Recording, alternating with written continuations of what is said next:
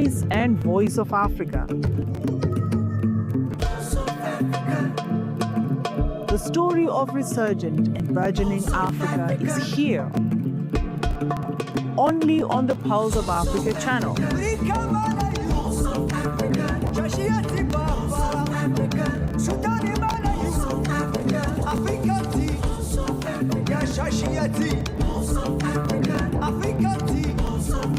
Pulse of Africa, the face and voice of Africa.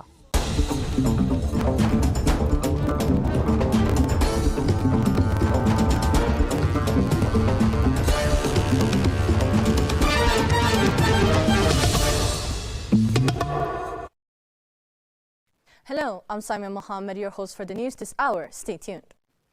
Ethiopia's Prime Minister Abiy Ahmed today welcomed President William Ruto of Kenya for one-day working visit, highlighting the deep historic and brotherly relation between the two nations. During their meeting, the two leaders focused on strengthening bilateral relations and discussed ways to further enhance cooperation between their countries. They also exchanged views on regional peace and security in the Horn of Africa, reaffirming their shared commitment to stability, dialogue, and African-led solutions. In related news, Kenya's ambassador to Ethiopia, George Orina, told Pulse of Africa that Ethiopia and Kenya are strong partners, actively working to promote peace and stability in the Horn of Africa. He described the two countries as leading forces in regional peace and security. The ambassador noted that Ethiopia and Kenya have worked closely in Somalia in support of the federal government, particularly in addressing the threat posed by Al-Shabaab through African Union missions including AMISOM, ATMIS, and ALSOM.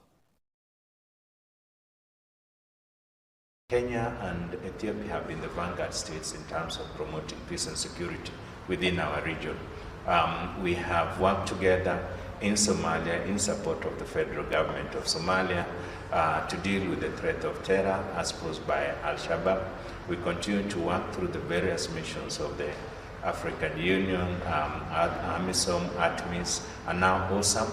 We still have a firm commitment that where terror exists, it is our obligation and responsibility to see how to work to ensure that we have peace and security, because sustainable development can only be realized on the foundational basis of peace and security. Ambassador Orina emphasized that peace and security remain a firm commitment for both countries, stressing that sustainable development can only be achieved on a foundation of lasting stability. He highlighted the deep historical ties established by Kenya's founding father, Jomo Kenyatta, and Ethiopia's Emperor Haile Selassie, adding that current leaders continue to strengthen relations through regular bilateral and multilateral engagement, trade growth under Africa Continental Free Trade Area, and shared continental values. Relations that exist between Kenya and Ethiopia, relations whose foundations were set by the founding father of the Republic of Kenya, Mzee Jomo Kenyatta, and Emperor Haile Selassie. These relations have been built on by successive leaders of our two countries, and the leaders continue to lead from the front, and therefore those of us who are privileged to work under them have no other option but to continue to carry the torch forward. I have had the honor during my tour of duty here to work towards seeing the enhancement of the relations between the two countries. Our leaders continue to have regular interactions at bilateral level and at multilateral level, during which they are able to speak to the values, the common values that we all ascribe to them, the principles that unite Africa, and the aspirations of the people.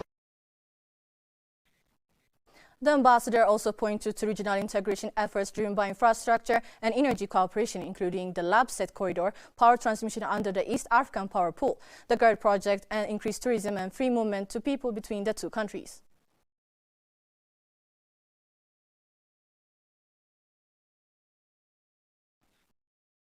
African Export-Import Bank has signed a landmark $750 million financing facility with Addis Energies Limited to support the company's expansion and strengthen Nigeria's domestic energy supply.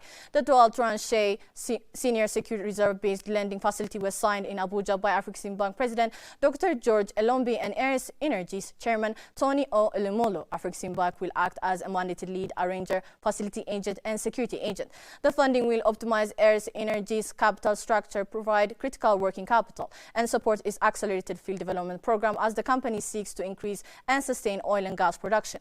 Dr. Elombi said the deal reflects Afreximbank's commitment to empowering African entrepreneurs and strengthening energy security in fossil fuel-dependent economies while reaffirming support for the proposed African Energy Bank. Elomolu described the transaction as a strong example of Africa financing Africa's future, highlighting the role of long-term African capital in driving sustainable growth. Ares Energies, a key player in Nigeria's oil and gas sector, has doubled crude production since its 2021 acquisition of a 45% stake in OML 17 and is currently the largest gas supplier in Nigeria's eastern domestic network, supporting about 15% of national power generation capacity.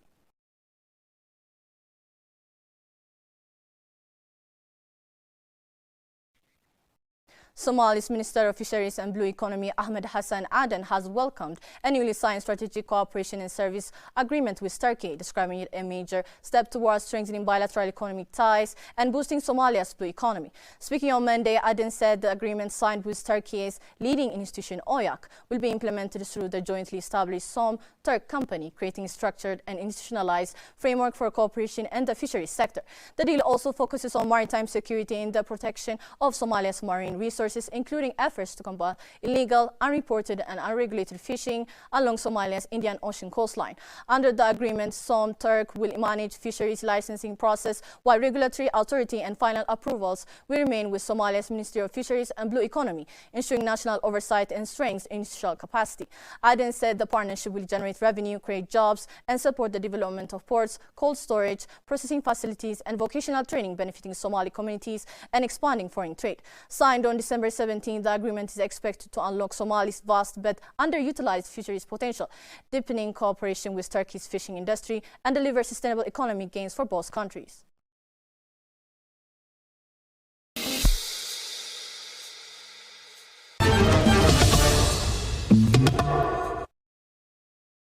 The African Development Bank Group has approved $21.9 million grant to support the blue economy and fisheries infrastructure rehabilitation and maintenance project in Sao Tome and Principe, aimed at strengthening food security and unlocking the country's maritime potential.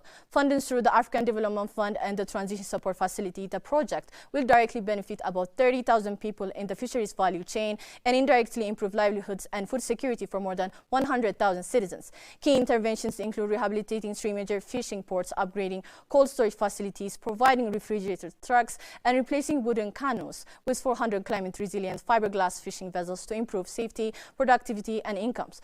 The project is expected to increase annual fish production from 15,000 to 25,000 tons, cut post-harvest losses nearly in half, and raise average fisher incomes, while achieving a projected economic return of 21%. At least half of all training in cooperative support will target women and youth, aligning with the country's Vision 2030 and national development plans to promote inclusive growth, economic diversification, and sustainable blue economy development.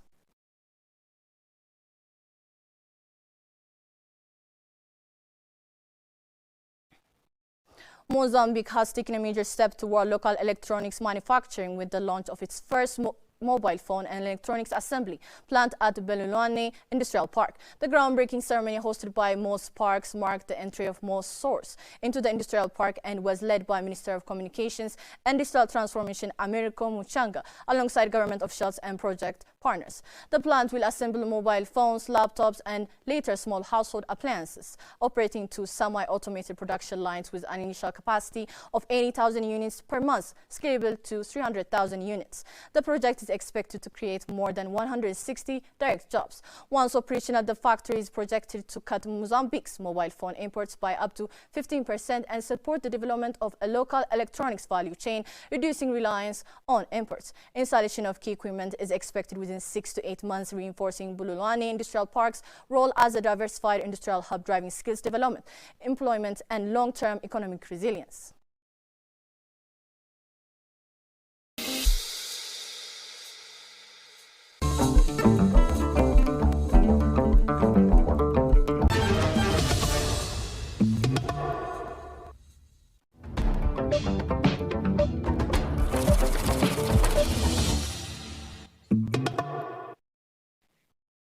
Moving to business news.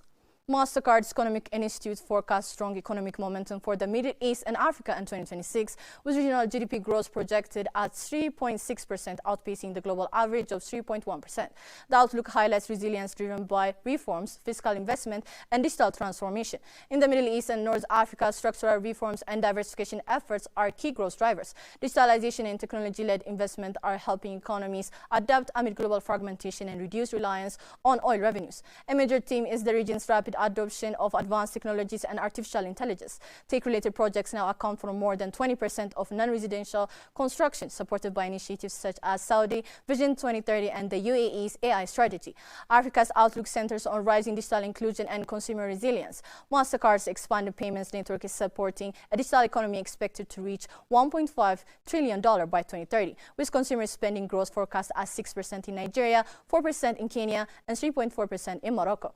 The report also flags ongoing risks, including geopolitical tension, climate pressures, and uneven inflation threat. While GCC inflation is expected to remain near 2%, oil-importing economies may face higher inflation around 6.7%, continuing to strain household purchasing power.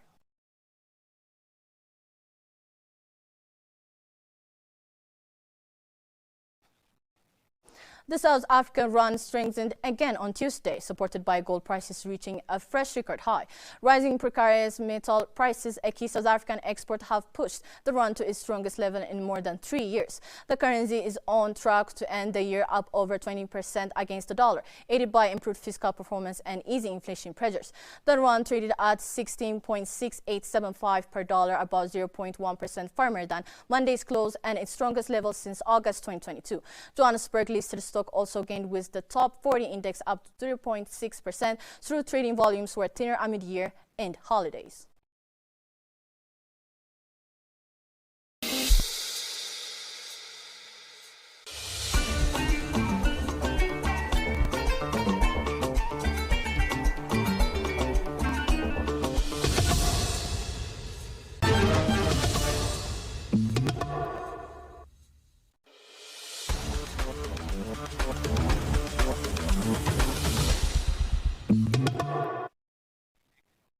Now to sports news. Egypt kept their Africa Cup of Nations 2025 campaign on track with a dramatic 2-1 comeback victory over Zimbabwe at the Adrar Stadium on Monday. Zimbabwe shocked the Pharaohs when Prince Dube gave the Warriors 20-minute lead, finishing calmly after a precise pass from Emmanuel Jalai, despite Egypt's dominant position in the first half.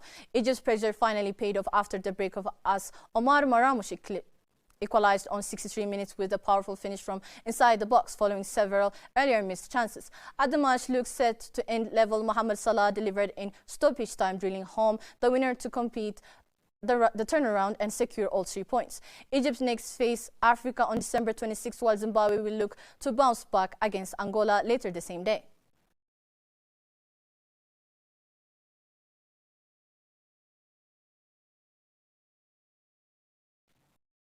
Now let's take a look at the weather conditions across Africa.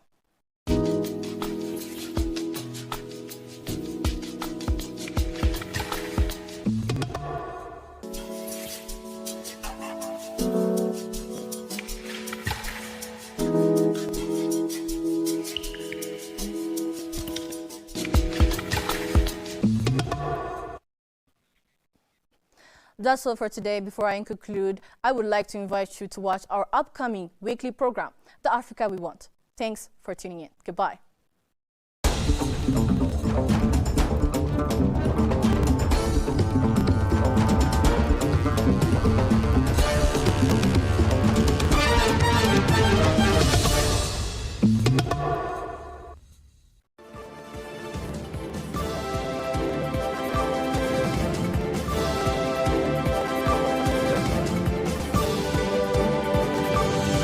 The Africa we want.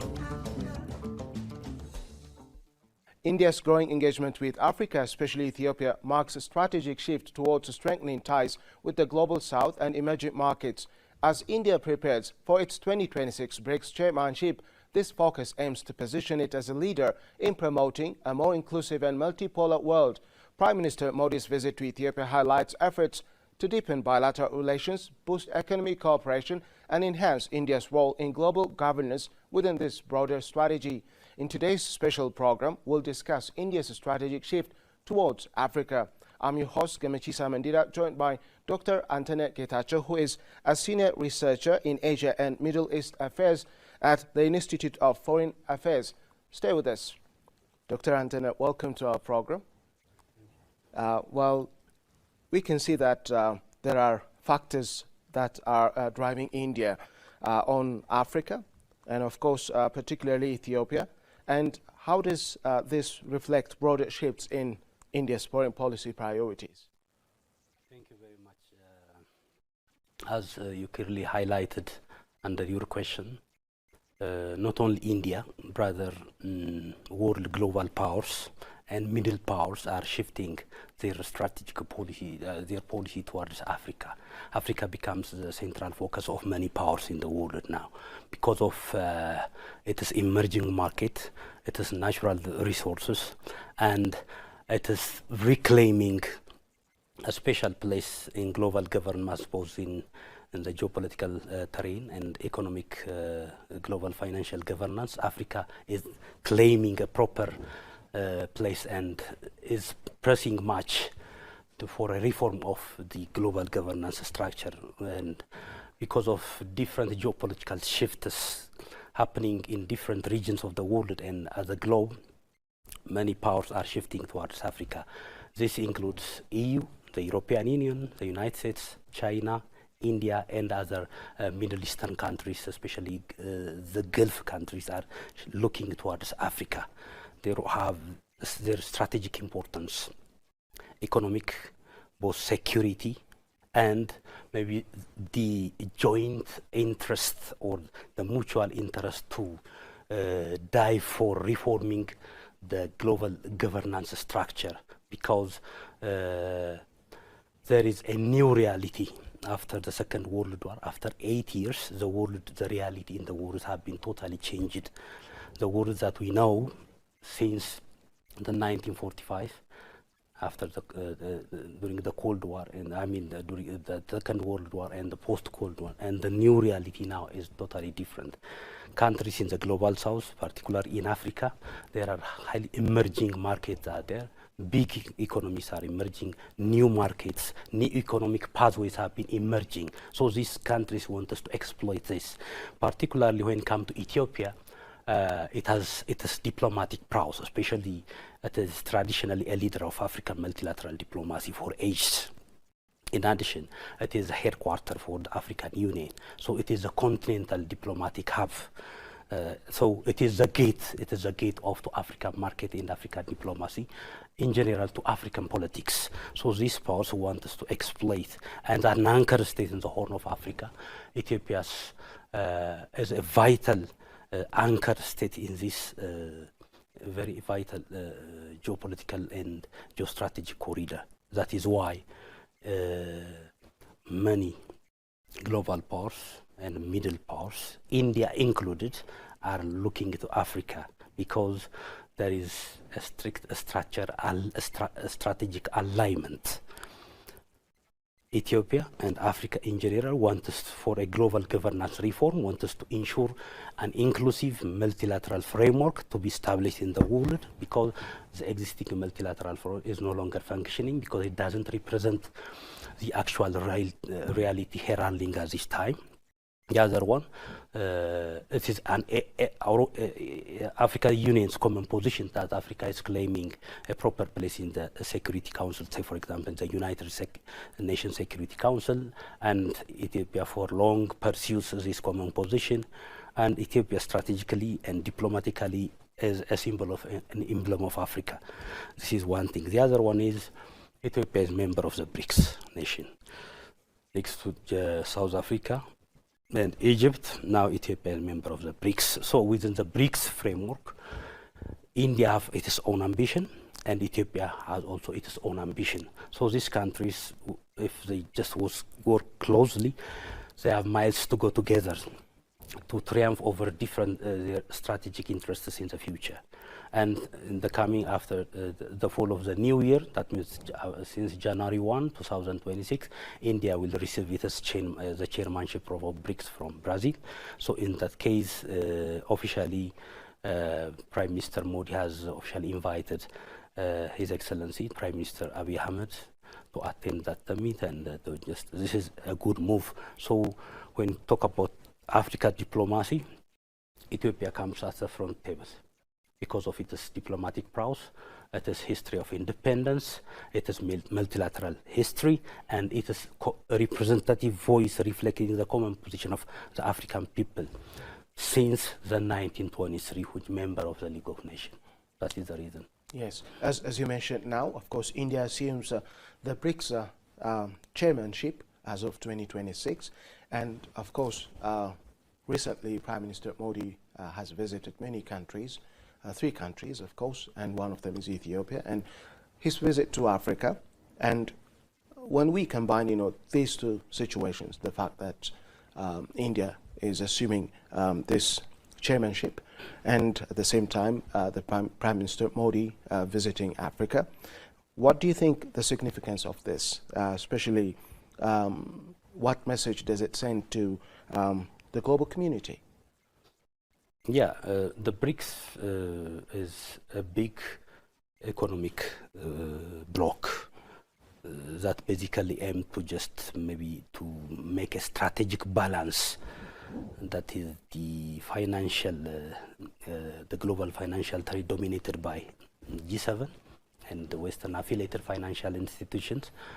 Now the BRICS becomes just countering this unfair distribution of power and financial governance in the. So it is embracing. It is becoming expanding through time, embracing member countries from the global south, from Africa, from Latin, and Asia included. So luckily Ethiopia has successfully joined that, and Ethiopia's membership should not remain to be symbolic.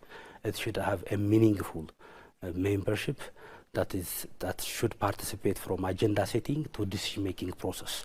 Ethiopia has a lot of ambition. So coming to Ethiopia within the BRICS framework really helps India to hold the diplomatic support of African countries, because the headquarters is here.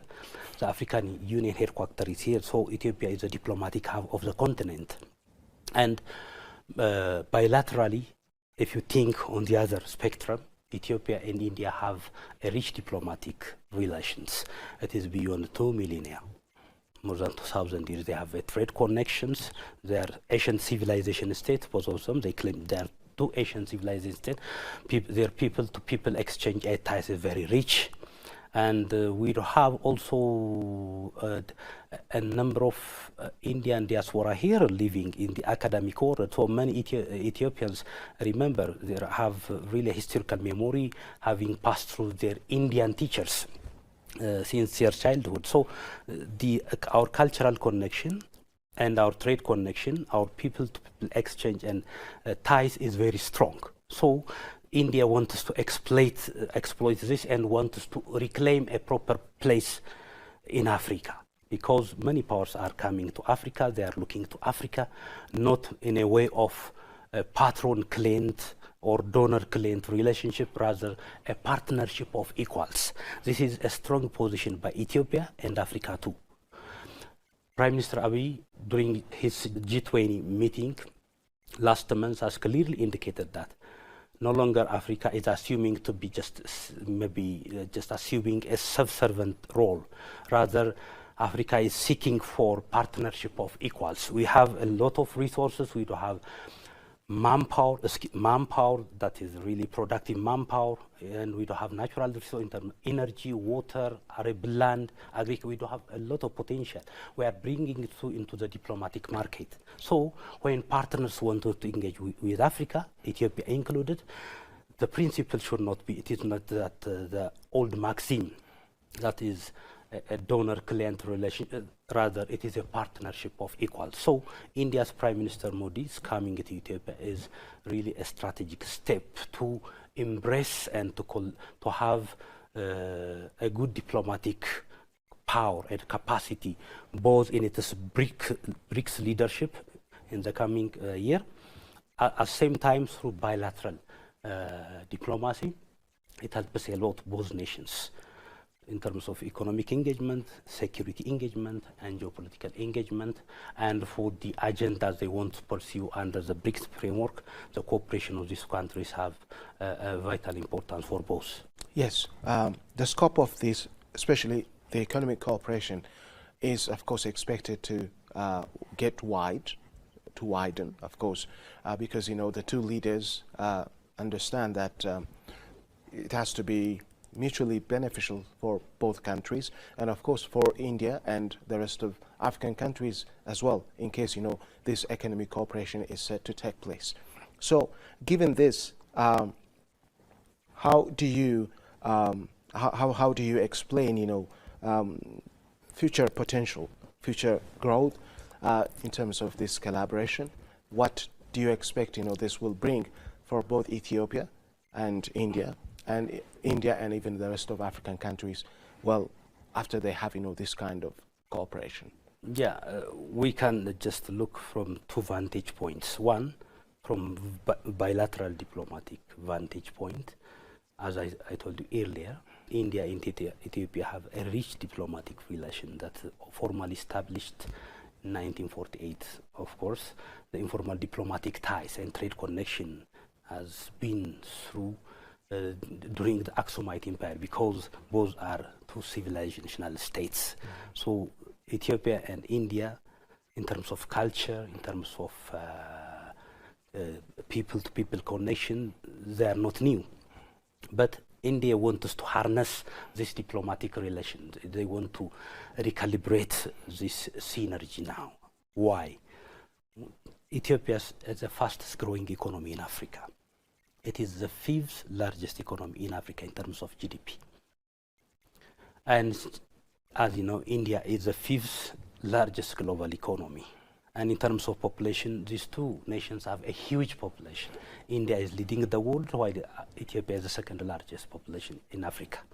So can you imagine the huge potential in terms of market destination? Can you imagine Ethiopia's is a potential investment destination for India? Already more than 600 companies have been working and operating in Ethiopia in different areas, in manufacturing industry, in ICT infrastructure, which is really India has been really making its brand all over the world. They're really good in information communication technology, and pharmaceutical industry, in agriculture mechanization, and a number of others. And in Ethiopia's homegrown economic reform, Ethiopia is opening up its market. It is liberalizing its market. It is changing from a state-dominated economy into a narrative of homegrown economy that is wants us to engage the private sector more into the economy, and we're floating our exchange. It becomes a floating exchange region. So this really helps Indian investors too. They want to look for new opportunities for investment. Ethiopia becomes really the hydro hegemon of the Horn of Africa. We are really investing much in green energy, in hydropower, solar, wind, and others. So Indian companies can look the opportunity it is opening to the world. The other thing is that we have our strategic priorities in manufacturing industry in different areas, textile. This helps us to create more jobs and want to just improve Ethiopia's GDP. So Indian companies, as already doing now, the policy terrain becomes business friendly in Ethiopia. So they want to exploit in terms of bilateral. When it comes to the vantage point of multilateral diplomacy, it is the seat of the African Union here. Ethiopia traditionally is a leader of African multilateral diplomacy. Since 1923, the only black member of the League of Nations, and propagating the common voice of African people and the oppressed people in general. So India well knows, and Prime Minister Modi have well stated this, have a good just picture of Ethiopia. So in multilateral context, Ethiopia is significant. Both Ethiopia is a member of the BRICS, and Ethiopia is rallying behind the global governance reform, and India is also a proponent of that. So they have commonalities. There is a strategic alignment in their foreign policy. They want to make the existing global governance to be fair and inclusive. And Africa claims a proper place in the global governance structure. Simply does not Africa does not want to no longer see itself as a symbolic member of the global governance structure, whether it is a financial governance or the geopolitical or political governance structure. Africa wants to shape and part and parcel of the agenda setting process and the decision making process. So when it comes to African diplomacy, Ethiopia will just assume the front position because of its diplomatic prowess, rich independent history, and it is a role in African peace and security initiative and a number of national index. Because of its parameters, Ethiopia is a huge potential for India, both in multilateral and in bilateral diplomatic context. That is why. Ethiopia, of course, is a seat for many global and regional institutions such as the African Union. And of course, this is, something that gives Ethiopia a big power. In terms of diplomacy, for instance. So Ethiopia, in this context, what opportunities does it provide, or does it present India to play just a very good role in terms of any kind of diplomatic activities that India might have or may have with African countries, its engagement, etc.? Yeah, Africa is a huge potential, especially when we talk about we talk in the context of global south. Africa comes. The continent have 55 nations. The potential. Now, the global politics fulcrum is just really becomes a competition to control the global supply chain, especially when it comes to strategic or critical minerals. Africa is the center, it's a resource. Now, US and China, vis-a-vis India and the European Union, they are competing over critical mineral supply. They are just very much important for different industries, including the defense industry. So most of these minerals are found in Africa, in the Central Democratic Republic of Congo and in other African countries. It is a resource-rich continent. When it comes to Ethiopia, it has a security significance for the Horn of Africa, for the in general, for the global security, and this Horn of Africa particularly. It has executed successfully over 11 peacekeeping missions so far in this history. Proudly, we have accomplished so far.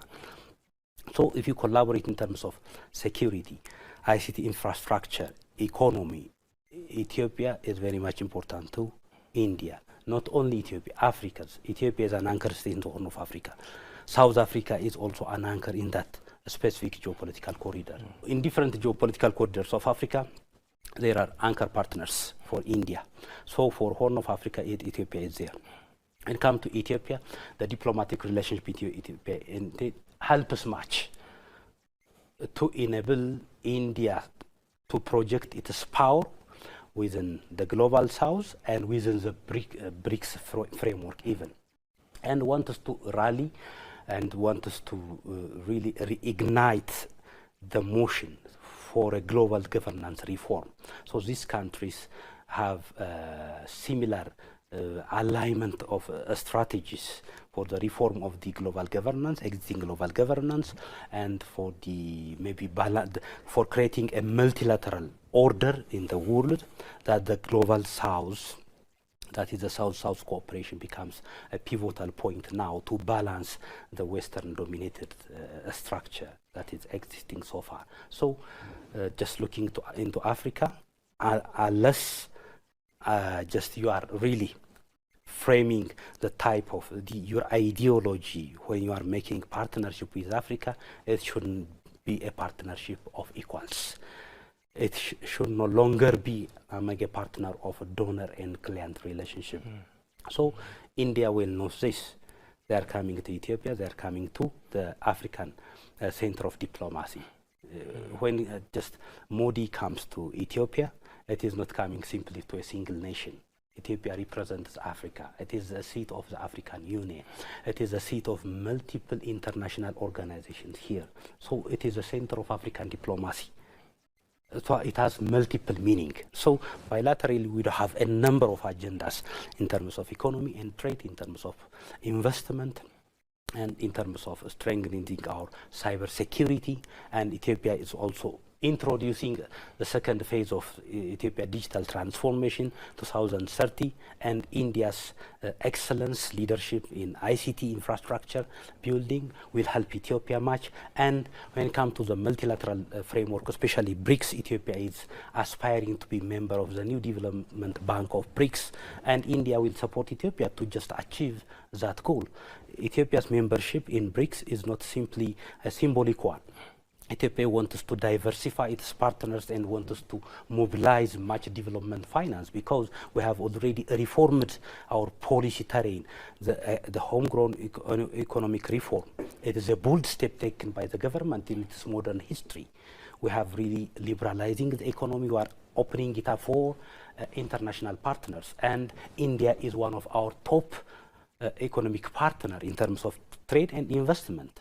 There are a number of companies working in India. So this helps us really benefit both sides, both nations, both in the bilateral context and in the multilateral front, to succeed their ambition for reform and creating a new, inclusive, multilateral global governance that should be inclusive, that reflects the new reality after the Cold War. Now the objective reality in the world is totally changing. Now the global South countries are emerging economies. There's a huge potential for investment, for indirect investment, for trade, for market. So these countries want to exploit this. In return, we want to exploit their skilled manpower, in terms of capacity building. We want to exploit maybe just mobilizing financial development finance from within the multilateral framework, within the BRICS, or bilaterally with India.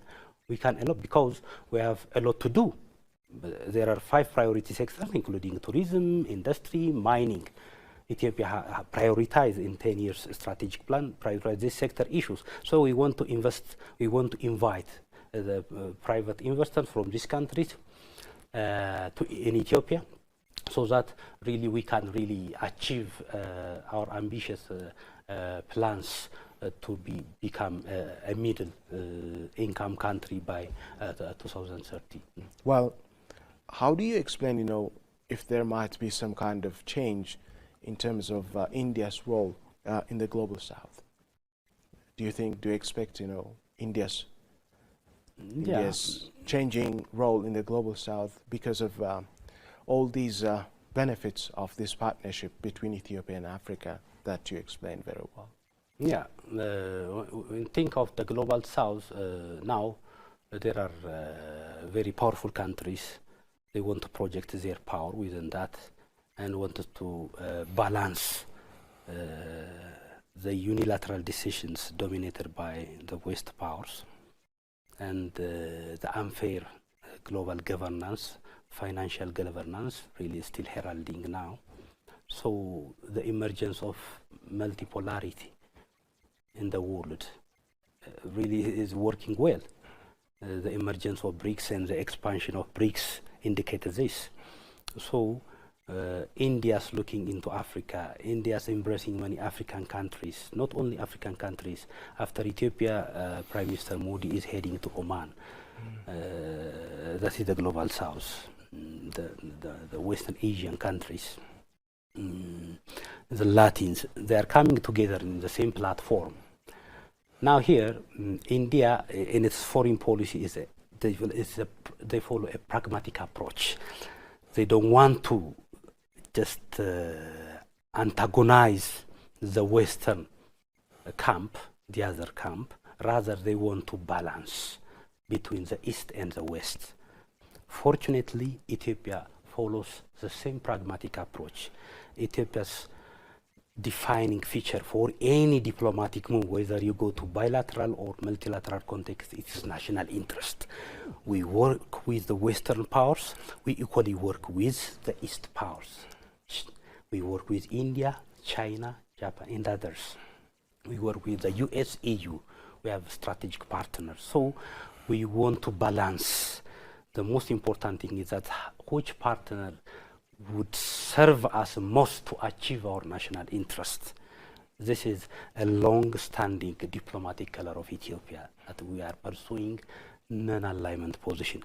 How long will this non-alignment foreign policy will help with a very heightened geopolitical competition between China and America would be really a remaining question that maybe requires much academic debate in this context. But when it comes to India, really, India wants to balance between the East and the West. So when the world is really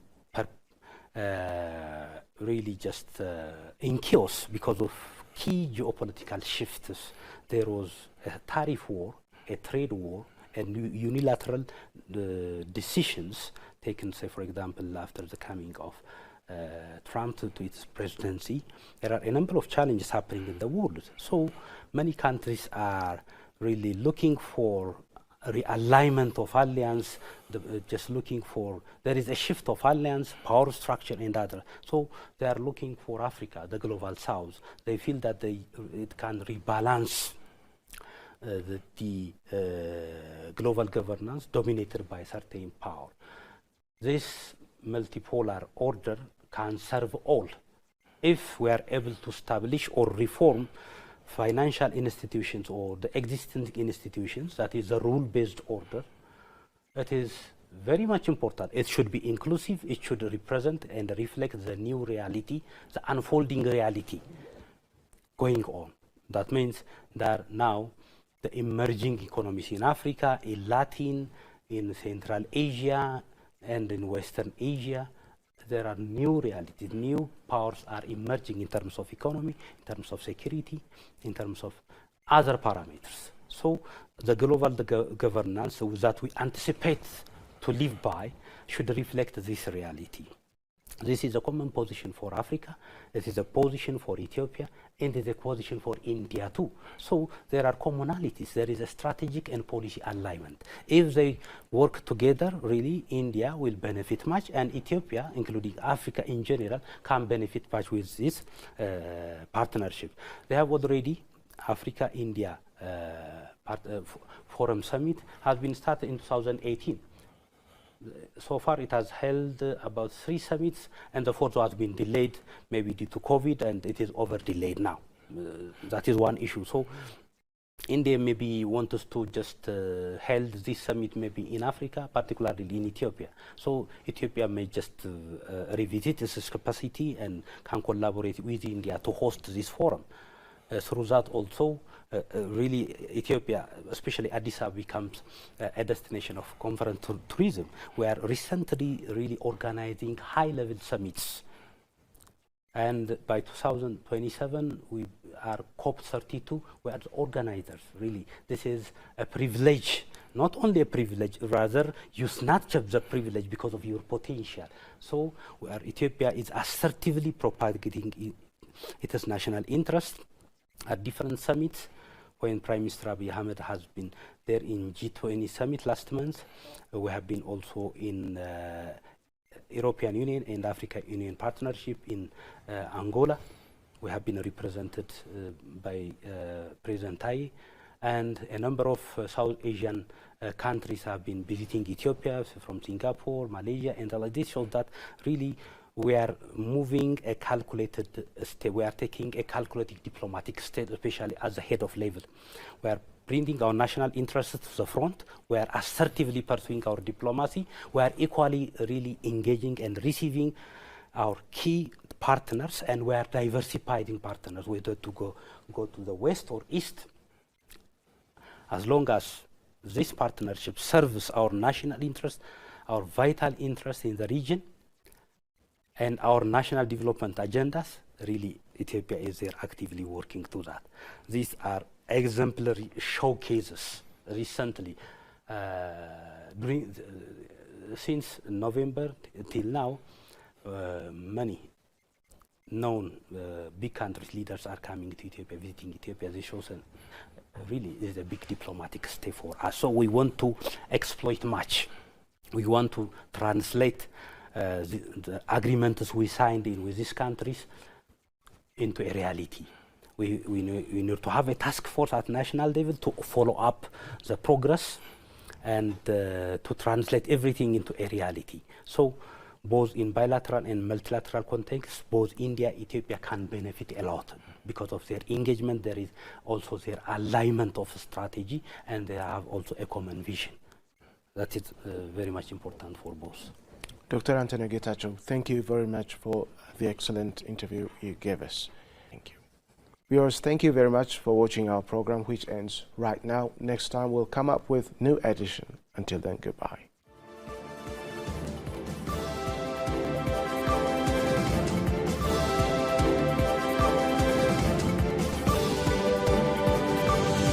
The Africa we want.